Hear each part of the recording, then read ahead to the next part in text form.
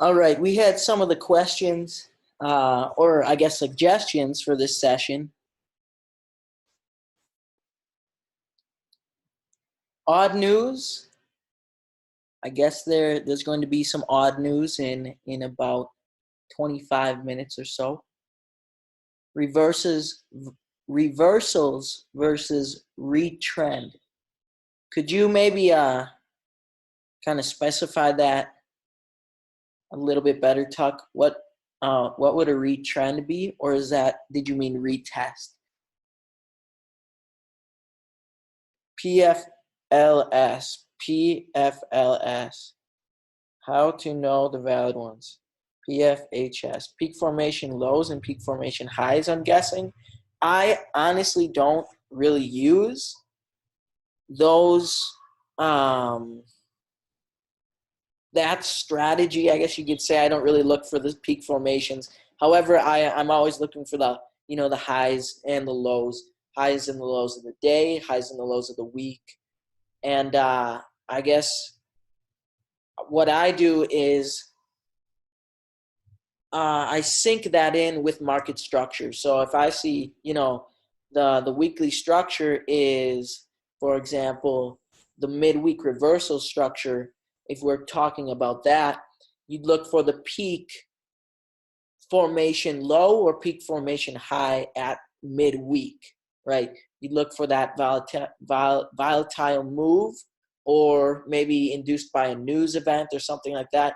You'll see a lot of times the news events actually happen Wednesday and Thursday. Like the most of the high impact news events happen Wednesday and Thursday. Why is that? Because Sunday, Monday, Tuesday, they start creating that initial induction trend to induce retail in one direction, and then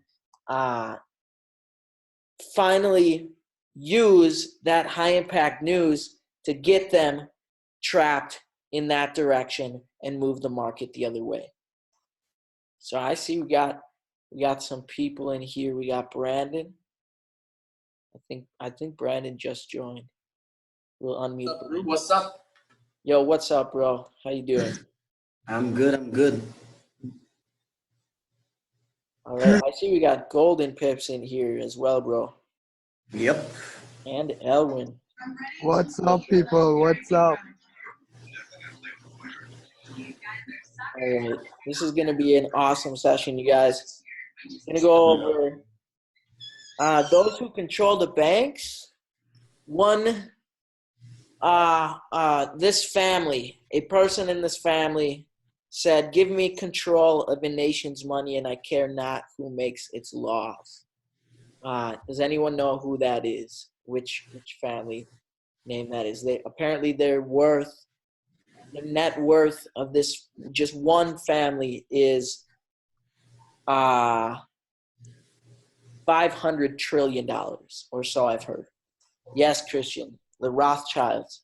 So we're going to look into that a little bit. Some on here might think it's not relevant at all to this. However, to have an understanding of how the markets are manipulated, we have to see how it's controlled, the way it's controlled, who is controlling the markets, the monopoly that they actually have on the system itself. So here's a complete list of banks owned and controlled by the Rothschild. All right, the Rothschild, once again, is a family, a very wealthy family that got most of their wealth in taking over the railroad systems back in the day, taking over also like the oil supply, all that stuff. They got massive sums of wealth because of that, and basically creating monopolies all over. And this is one of their monopolies. They have a monopoly on central banks all around the world. So, and it's funny because basically any country that doesn't have a central bank in it is a country that's being attacked right now, or has trouble with like terrorism. So here's a massive list. You guys can see. I actually live in Costa Rica. Costa Rica Central Bank is also on here. I'm sure just about every country's central bank is on here.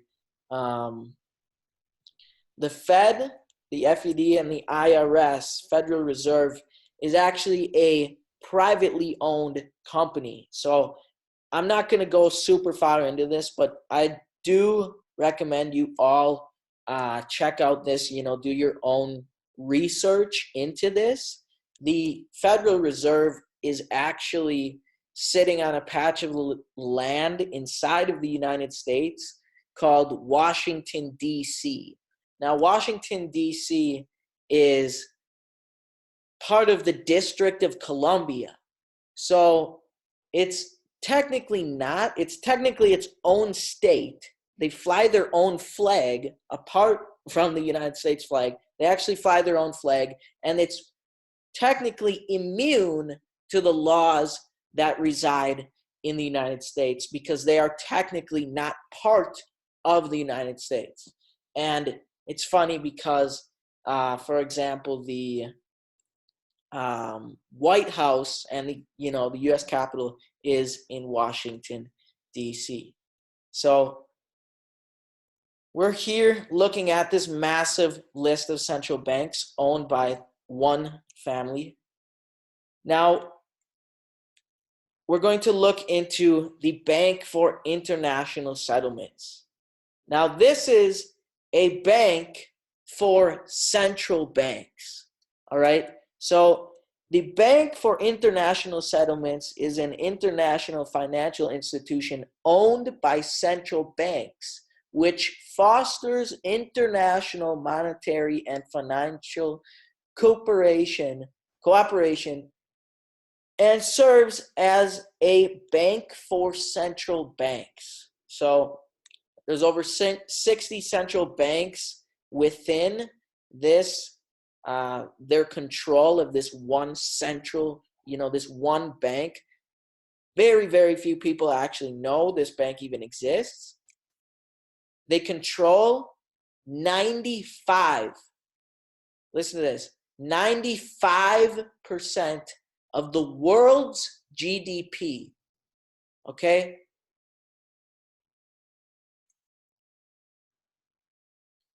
Established in 1930.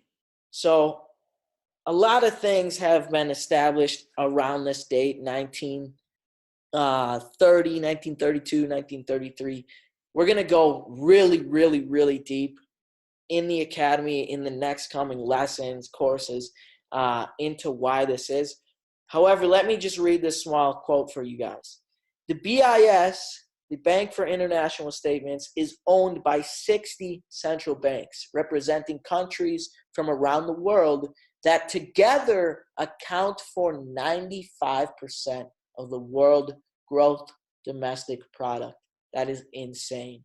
These people get together at the tower in Basel, Switzerland, a tower in Basel, Switzerland that basically that hosts the G meetings. So, for example, the G7, the G6, the G10, the G20 meetings, the super volatile news events that occur every once in a while that affect Forex. These are all orchestrated by this one bank. So it's pretty mind-blowing once you start to get a grasp of, the monopoly going around here, the type of control that these people actually have. However, it is more comforting when you have the upper hand by understanding the types of manipulation or the techniques that they use to screw us over on a daily basis. Once you understand this, you can use it to your favor. So we can see here we're going over the signature trade, you guys. Last week was NFP.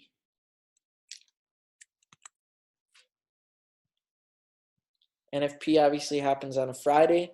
This was a Friday. And this massive move happened on the USD-based pairs.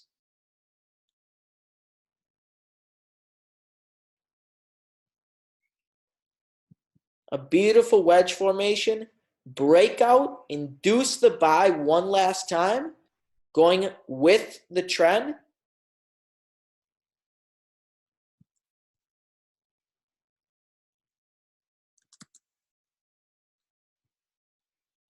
And what happens?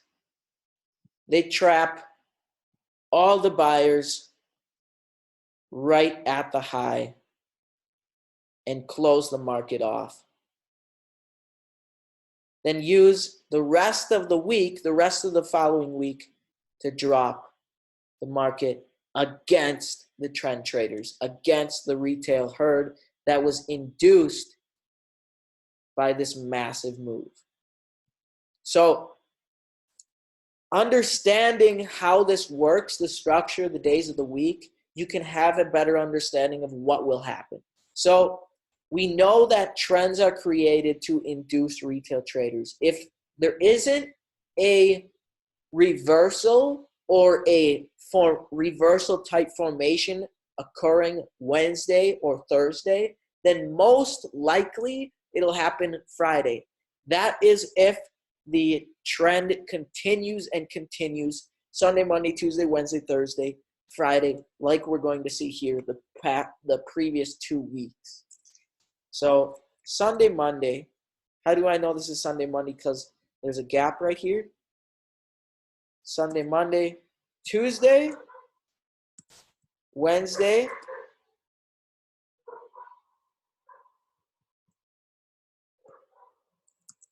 Thursday, and we have Friday.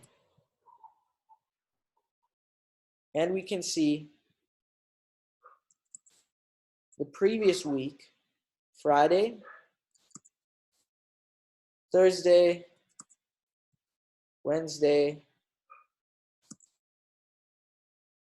Tuesday, Sunday, Monday. So this is what I was trying to explain. Sunday, Monday, Tuesday, Wednesday, Thursday, and then finally Friday. Okay, the entire week was spent in a downtrend or in a trending environment, a trending market, right? Sunday, Monday, Tuesday, Wednesday. Wednesday looks like they started to create that low, and it looks as if it was actually kind of like a head and shoulders pattern as well. However, we really don't even look at that. What we need to be looking at is at the lows, the highs, the structure, the trend, the signature trade, okay? Wednesday, they started to create the low. Thursday, they stop hunt the low. They create the low, the final low of the week. And Friday, Thursday into Friday, they start creating that signature trade setup. All right, what's the best part of the signature trade? You can literally see it before it happens. They give you the keys. So they broke out of this trend line, this upper trend line, to get retail to buy as if it was actually going to go up that one last time. Hit the stops. This is the advanced variation of the signature trade, where they fake out first and then they come down and go back up. So create the wedge, fake out, induce, also hit the stop losses of buyers, and reverse the trend. Reverse the trend the entire rest of the next week, okay? And you can see they literally copied and pasted what they did, but inversely. So Sunday, Monday, Tuesday, Wednesday, Thursday. Wednesday, they created that high. Wednesday, they create the low.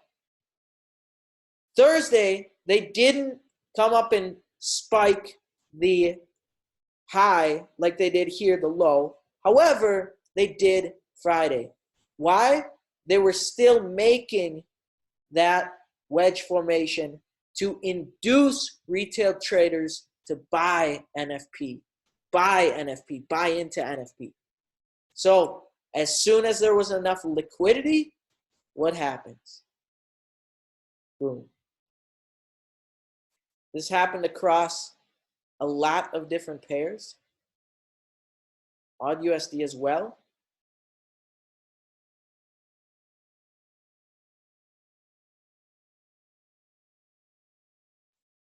We have Friday, Thursday, Wednesday, Tuesday, Sunday, Monday. Spent most of the week in that uptrend, supposed uptrend. You know, these are the people that are literally creating the trends for us, you guys, so that you follow it. Sunday, Monday, Tuesday, Wednesday, Thursday, Friday, NFP, momentum, everybody starts buying. Why? Mostly because of this massive green candle or whatever the percentages of the news event were that were, you know, that are being, it's a bunch of BS perpetuated by these guys. If you understand the pattern, that's really all you need. That's really all you need to know. So here's a great example on gold. This was sent to the academy before it happened. Sunday, Monday, Tuesday, Wednesday. Wednesday, that high was created. What happens? Wedge formation, the breakout, induction, NFP. What's up here? This is our stop hunt zone. Why and why? I was actually going to put the red zone a little bit lower like this. However, I took the time to go into the 4-hour chart and see that there was a structure right here that I needed to take into account for. Why? Because it's just a tad higher than this structure right here. And they were most likely going to grab any orders or search for liquidity above this structure right here and then reverse. That's exactly what we saw happen.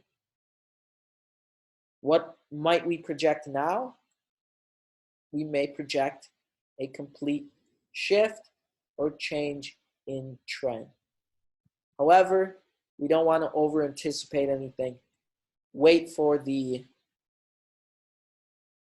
obviously we want to wait for the structure to play itself out, whatever that may be. You know, whether it's a consolidation, problem, reaction, solution.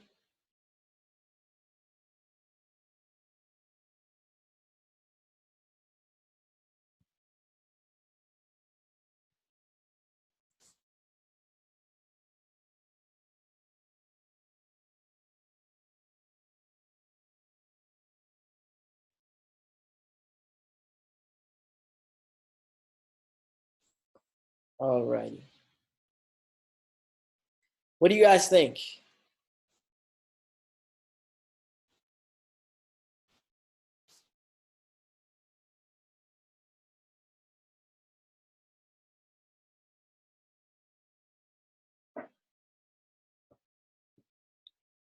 Yo, Brandon, yeah, feel free to unmute yourself. Or, I don't know, maybe I might have to unmute you.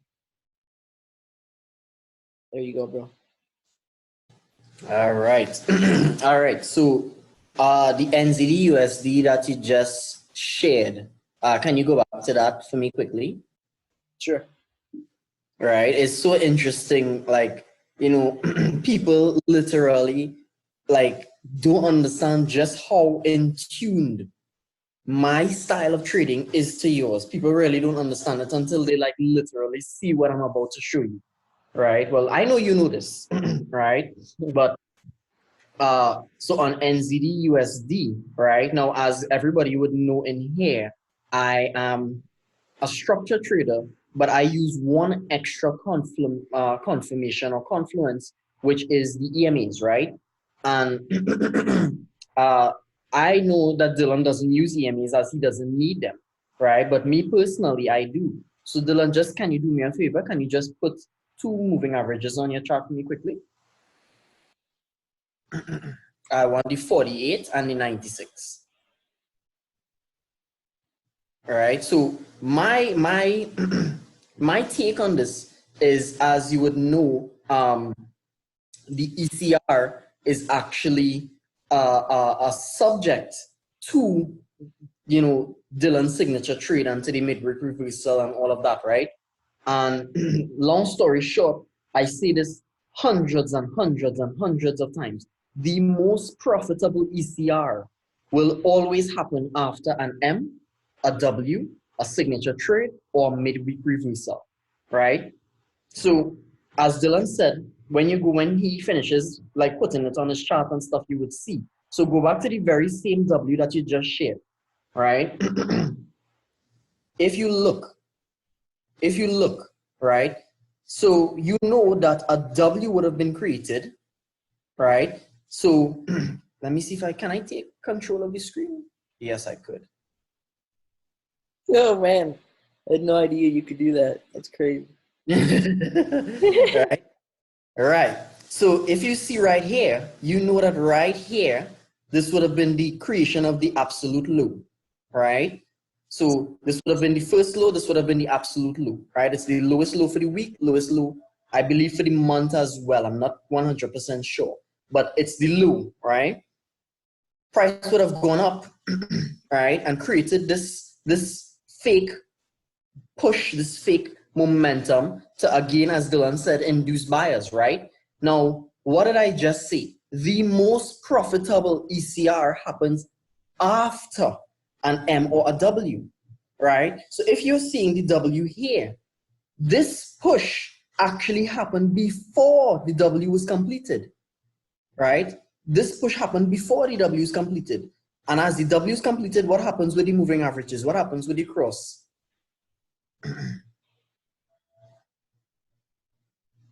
And then the very same way that Dylan would have caught it, so would have I. I would have caught the same thing. Now, my style of trading actually, oh gosh, what am I doing? All right, take back control, Dylan. Let me just see. All right, take back control, just zoom out, right? But basically, my style of trading is literally akin to me just wanting that extra confirmation. So for me, right, I want that one extra thing just to confirm to me that yes, that is indeed a reversal. So I may not get in at the absolute low or the absolute high, but I get many chances at getting in from a really low position. And it's the same thing. I'm literally following the exact same setup, obvious trend, traps, inductions, and all of that. And I'm literally just applying the moving averages in a fashion to give me that one extra little training wheel, that one extra little thing, just to tell me, yes, Brandon, this is it here. You guys see that? That's what I do. It's literally the same thing Dylan does, just with one extra thing. That's it. So where Dylan would have a way more savage entry than me, right? Getting at the absolute low or the absolute high, right? I wouldn't get in at the absolute low, but I can still keep the same 10 pip stop loss, right? Sometimes Dylan would have maybe 10, maximum 15, right? I have the same ability to do that very same thing. You guys see that? Beautiful, bro. Very well said. Go ahead, take back control, bro. Yeah, I've seen that so many times, especially when I was in, using EMAs when we were trading together, bro. Like I would always, I would say to you guys, yo, it happens it always happens after the M's and W's. Yep. It's like it always can be used as an extra confirmation. It's really amazing. Now, as you know, and I mean, I know you know this because you don't use them, the EMAs are not crucial to trade how Forex trades. I mean, the Forex style is literally using structure to give us that advantage against the banks and give us that advantage against how they would manipulate price, right? EMAs are not necessary to do this. Me personally, the only reason I use EMAs is because I want that one extra thing. That's it. You understand? That's it. That's literally it. I just want that one extra thing. But it's not necessary, right? If you want to trade like me, right, then fine. But in terms of getting those 260 pip winners and stuff, trust me, all you really need to do is do exactly as Dylan does, and that's it. You're gravy, right? Because I mean, that's what he does. That's what he does, right? So, guys, listen to this man. This man knows what he's doing. This man actually taught me. So, trust me. Trust me. The man knows his stuff. Just like Elwin says, if you miss the M or W, an ECR is a great way to get into the move. I've actually put EMAs in my chart after the M and W, after seeing the setup, just to see how it would play out after the crash. Correct. Because a lot of times it continues in that direction, because the M or the W is just the initial, like the first phase, that first start, the pinnacle of the move. I would even go a step further to say the M or the W is just an entry technique, right? Yep, exactly. Because M or the W, what a lot of people try to do with the M's and the W's is literally just look at everything as an M. But an M is it's just an entry technique, right? You cannot find an M without the previous structure, the surrounding price action. So many people forget about the highs and the lows when trading M's. Correct. And they'll trade anything.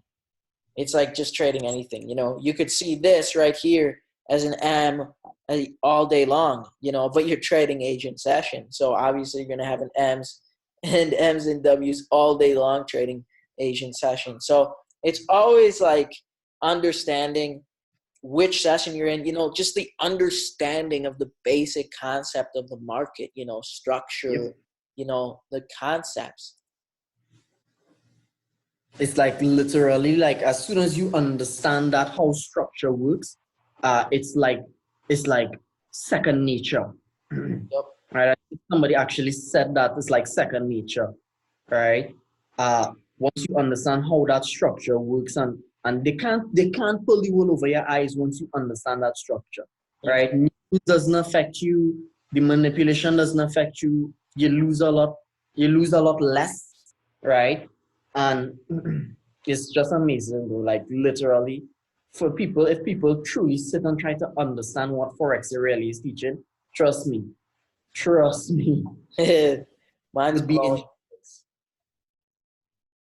So we got like 5 more minutes left, you guys. We're gonna leave the last 5 minutes for questions.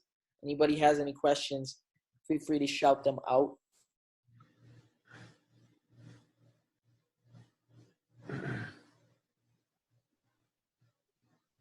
AUDC. Requesting odd CAD. I don't even have that one on my watch list. However, so for me, I would leave this alone.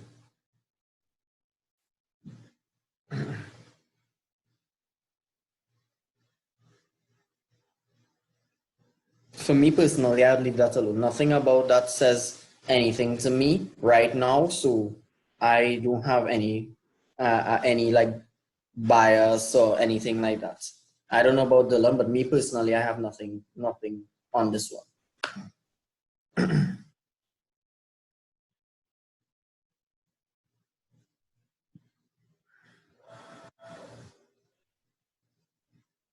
I would personally be looking or waiting for something like this. Just remember, there's news in like 2 hours. Oh man, okay. There's AUD news in like 2 hours. Yeah, we may see. I'm actually expecting sells for, well, all the AUD related pairs as well. But this one in particular doesn't give me much. It isn't giving me much to work with.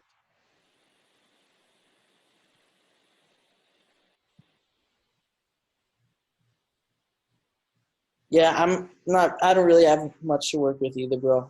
But Yeah. like if I were to draw something up, that's basically what I would draw.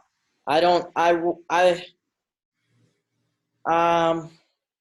don't know, it really doesn't look like the move could happen in the next 2 hours, because if it is a signature trade, they might, continue that It has consolidation a lot of into ways. the point. Yeah, I agree. All right. Euro odd. Euro odd. Now that looks a lot better. Actually looks like it's gonna push up Yep. aggressive.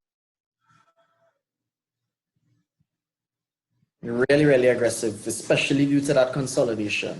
Yeah. As the market really only has two states, and right now it's in one of the states, which is consolidation. The only thing it can do from now is the other state.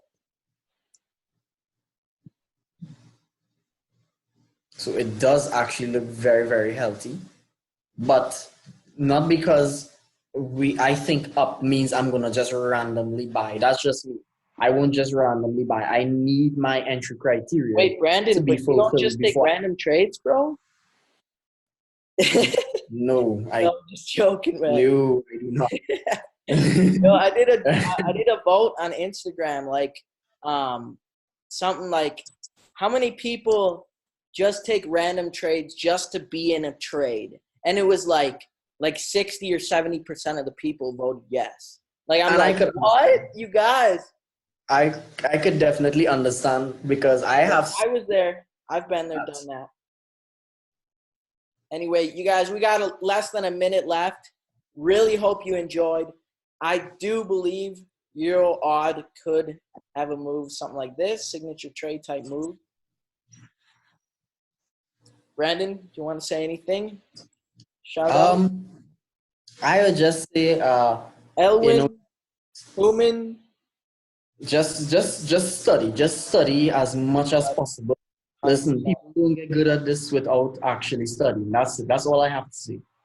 Dylan, I think when you asked that poll maybe 8 months ago, I answered honestly, and it was yes, that I would enter. I hope you would answer no by now, bro. Of course.